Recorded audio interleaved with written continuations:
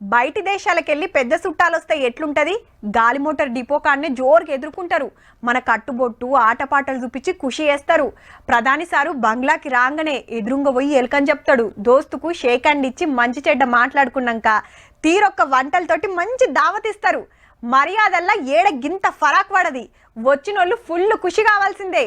అయితే మన సారు ఏరే దేశం పోయిండబ్బా, ఆడ ఎట్లా అరుచుకున్నారో చూద్దాం పాండ్రి.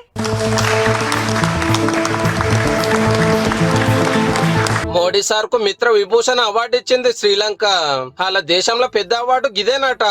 ఎండి బిల్ల మీద గ్లోబు, దాని మీద కమలం, చుట్టూరా 9 రకాల లంక ముత్యాలు, చంద్రుడు, ఉరికంకులు పెట్టిండ్రు.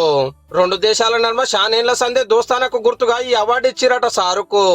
దేశానికి కొత్త అధ్యక్షుడు వచ్చినాక ఆగమైన లంకను రేవుకు తెస్తున్నాడు. డెవలప్మెంట్ లో ఇంకిత ముంగటికి పోవాలన్నాడు Modi sir. Sri Lanka will rise and rise stronger. 3 రోజుల టూర్ కోసం సారు శ్రీలంకకు వస్తే గాలి మోటార్ డిపోలో గిట్ల ఎదుర్కొన్నారు.